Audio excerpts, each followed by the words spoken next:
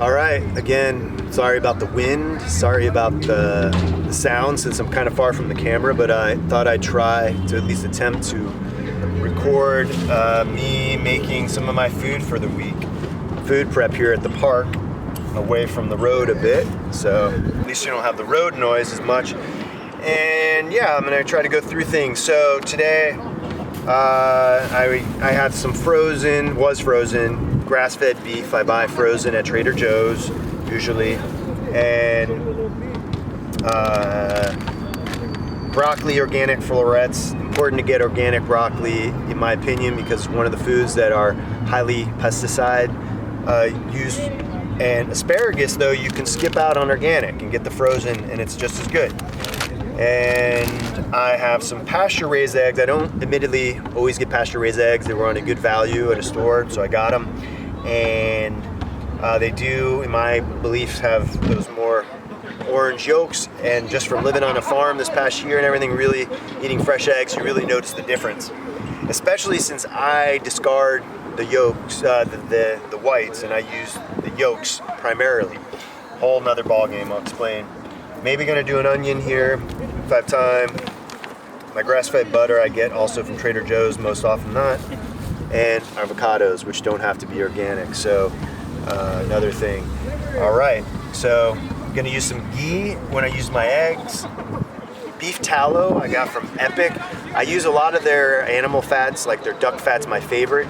I got a super good deal on these about 4 or 5 months ago in New Mexico at a Sprouts. They had like a super sale. I'm looking like, I don't know, it was half off. I loaded up and stored them for when I was doing the carnivore diet, and I still am going through them, which I'm really stoked about having still. And some organic coconut oil, and I'm gonna use that most likely for some of the veggies and stuff. And here we got some organic romaine that I buy, and I'll lightly saute that. I didn't bring everything out that I normally use. I'm gonna have some cafeteria, little coffee for this afternoon, and I do Real Salt. It's a company, it's called Redmond's the company, and Real Salt. So they have unrefined mineral salt.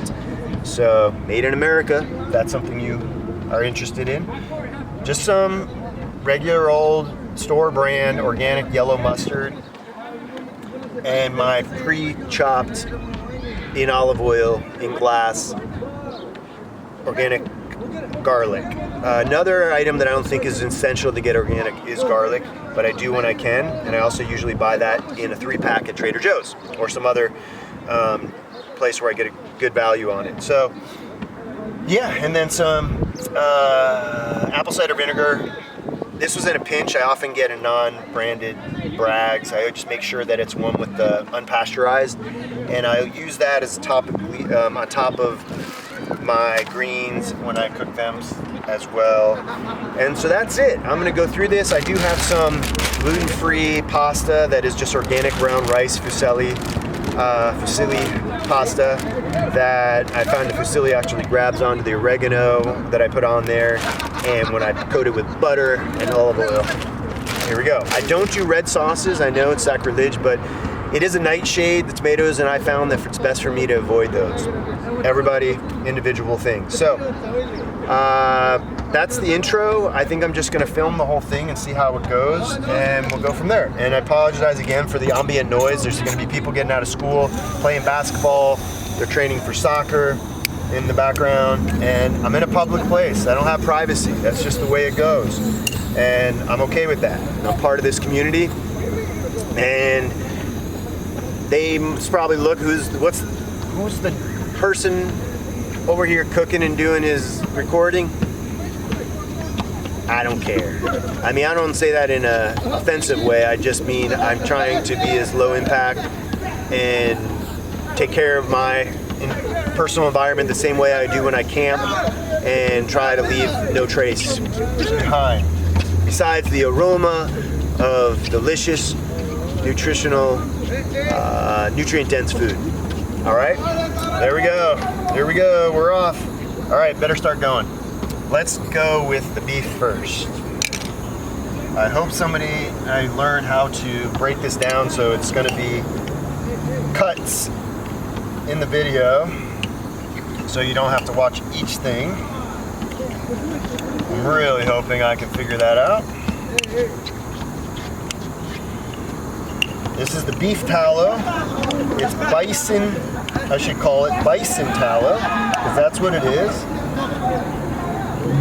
It's not as strong a flavor. I mean, the duck fat is certainly the strongest flavor, but boy, I'm telling you, that duck fat, you cook some onions in that, whatever, it is delicious. In my opinion, as always, individual opinions are just that, individual opinions. Wouldn't it be nice if we respected them in all ways these days, but that's a whole nother topic that's controversial. Controversy. All right. I watched a cool movie, I thought a great series on Netflix the other day, called The Stranger. And so if I start saying a little bit of a Manchester accent over there, which I don't do, it's probably because I just watched that show. Hence controversy versus controversy. All right. Here we go. Keep saying, all right. I think I've mentioned that part of being food safety on the road, I have these nitrile gloves that I bought a huge pack at Costco to do some medical stuff with, that I utilize here while I'm cooking meats, so that I don't cross-contaminate, and I make sure that I'm, since I'm not able to wash my hands thoroughly right while I'm out here, I have hand sanitizer, but this allows me to handle the meat completely and not be too concerned. I still will, sanitize things later. A lot of times I use UV sanitation because we have plenty of it here. I'm going to turn that down. This is quite a bit. I mean, it looks like quite a bit. I guess it's probably a pound. 16 ounces, that's right. And I think it was, if I remember right, $5.99 for grass-fed beef. All right.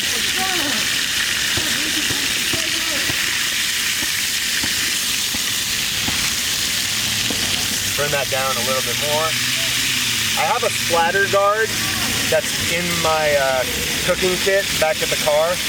Sometimes I bring it out, but it helps retain some heat. But I also just decide sometimes when I'm out here to just go ahead and let it splatter. So I guess no trace. I'm a hypocrite already. I don't know, hypocrite, liar. Not really. You know what I'm saying. Yeah, and I just want to show, today I had the most energy that I've had in a few days, but I also have to be careful because I can tell that I don't want to bring a bunch of stuff out here that I'm not going to be able to finish and get packaged up and put in on a cooler so it goes to waste. I haven't really done that yet. There's been some things that maybe that's happened just because then my energy collapsed and I didn't have the energy to follow through with keeping it on ice, and I just didn't know if it was safe, so I had to pitch it, which is something nobody ever wants to do, but especially when you're on a limited, extremely limited budget, whether you're on food stamps or not, I think that's something you have to be cognizant of and aware of your own energy limits. This is super easy for me. That's why I'm still going to the ground beefs and stuff when you're in a pinch, and grass-fed isn't even necessary. It's just a bonus if you can do it. And at this point, since my appetite is smaller, I think I can go with the grass-fed, and it allows me to get a little bit more healthy version of the meats that I'm eating and not blow my budget out. So something to be careful of versus going to like Whole Foods, or I'll give you some other examples. Well, sometimes Whole Foods has some meats that are in the ground area that could be on sale. Maybe a Sprouts or what, depending on what you have near you. But I've recognized that there's definitely a huge gap between some of these grocers and the actual quality of the food and the price that they charge.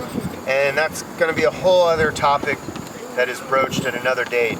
but sometimes I'll talk about it in the background, and if you have questions about it, I'll hopefully be able to answer.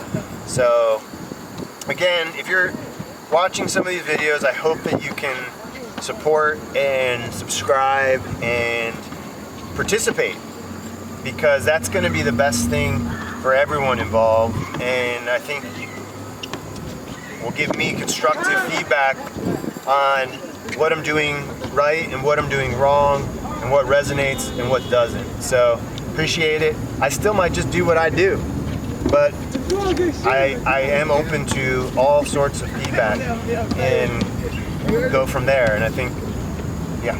So looks like that's pretty much close to done. Pretty close.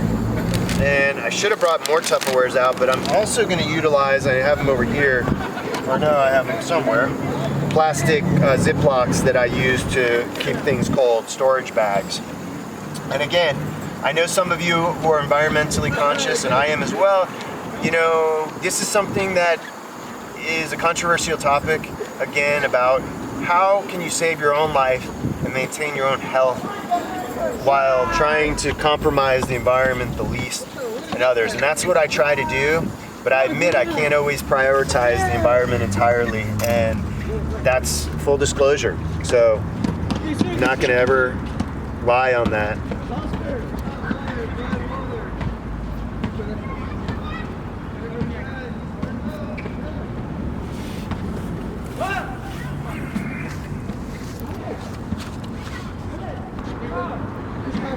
All right, so now I'm gonna try to show you how I do my eggs. I didn't bring my egg spatula that I typically have. It's over in the car. That's the difference between cooking out here. In the car in the back, I have everything right there in drawers ready to rock and roll. But this is the difference when you're cooking outside and you don't have everything you just gotta make do. And believe me, as somebody used to go in the backcountry deep with not much, you learn little tricks. So this is the ghee. Sorry about the noise. These guys are gonna be cursing. They're young kids playing basketball and goofing around. And we all did that. They're having fun. So let's see what we got here. All right. I don't always do eggs and ghee. I love ghee. You can make your own ghee for cheap as well, but sometimes you can't do it on the road. At least I haven't been able to. So, again, sometimes when I'm home, I separate the eggs and the whites before. But for now, I just put them right in the pan.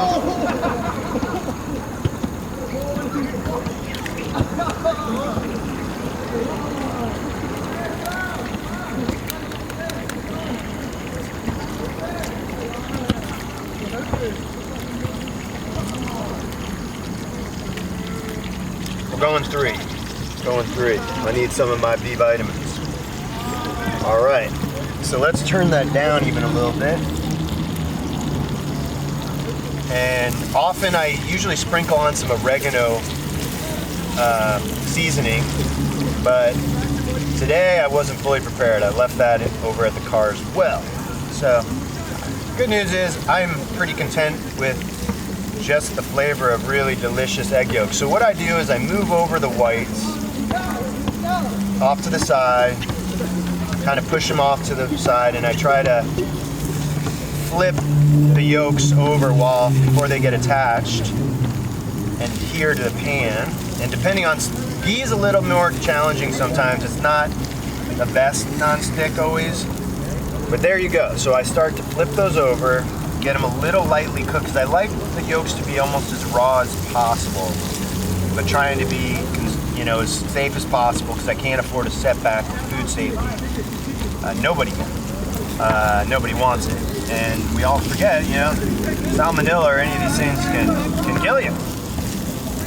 So a couple flips on these guys, and got to be pretty quick about it sometimes. I have a more skillful spatula, and I recommend that. And so you'll see I just kind of push the whites off. I won't have no whites, thing, but I reduce them as much as possible because I definitely react to egg whites, and egg whites are some of the most allergenic foods to people that they don't know. It's common. So there you can see, done.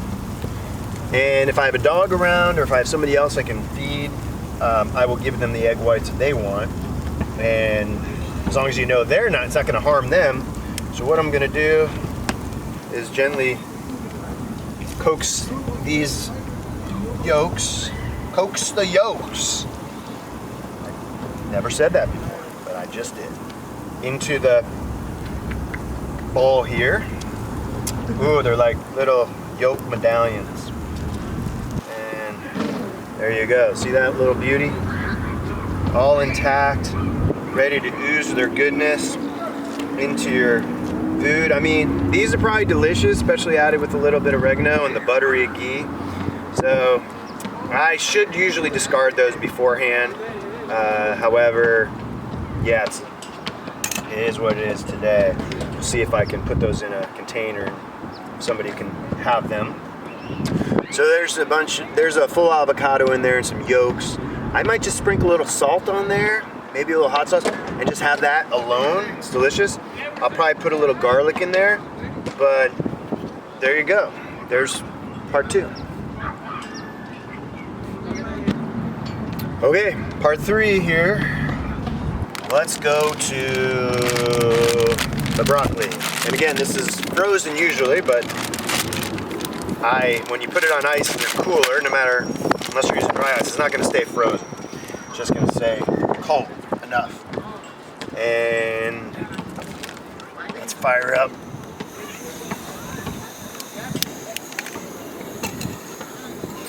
We're going with coconut oil today. And I always get the unrefined coconut oil. Some people are averse to the taste of coconut oil. I guess you could get the refined, but it's definitely best for your health.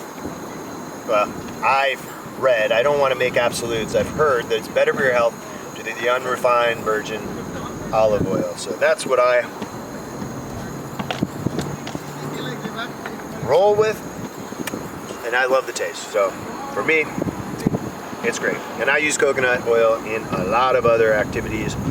And as far as, putting activity is the wrong word. Well, maybe not, but another story is for putting on skin, and I make my own little salves and stuff sometimes with that. And infusions based on what I don't make, but what is made for me at a dispensary sometimes is cannabis infused, coconut oil infused with cannabis. And that is something I can use topically. And I can put a little bit in my tea or coffee, which amazing effects. The other day, I will say, I did a little bit more than I expected, and I forgot why I was feeling a little loopy at the store, but out of pain, and then I remembered. So something to always take note of whenever you're doing any edible forms of any form of medication, I should say. So let's get all that in there. And people think poorly on frozen vegetables. They've done a lot of research and studies, and when you buy flash frozen foods, when you buy frozen vegetables, the nutrient retainment and nutritional value based on those compared to canned foods with high sodiums often and everything, there's no comparison. These are often better than buying store-bought organic broccoli sometimes that is come from far away or not in the greatest condition. If you can get broccoli cooked yourself, or any green cooked yourself, grown yourself, or you can get it at your local farmer's market close to the source, of course it's going to have the best value for you health-wise and everything. So yeah, this is an inexpensive way to kind of split the difference often, and it's also a convenient way for those of us who are living inside or wherever we're living and we need convenience. We can't buy packaged foods necessarily otherwise, because those are just going to, are going to be bad for your health.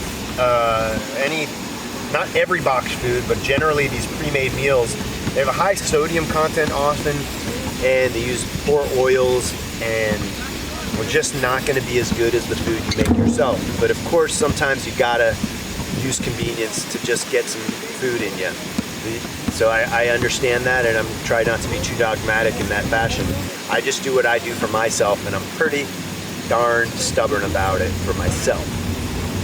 Discipline, whatever you want to call it. I'll call it a little bit of both. All right, this is not gonna be too interesting. It's gonna cook, bada bing, bada boom, gonna be done. And I'll probably add some butter. Okay, I'm reaching the tail end of what I think I'm gonna film while I prepare here, but the all-important light saute here of some garlic that I had pre-cut. Oh, it smells delicious as always. I mean, if somebody doesn't like the smell of garlic, I don't know. We're probably not gonna be married, probably not even gonna date. I might be a friend, but yeah, not, you know, it's one of those ones that's a little challenging to get around. So we all got our things. So getting that going there. I'm gonna add that. I might do it a little bit longer because I've been having some pretty strong raw garlic lately.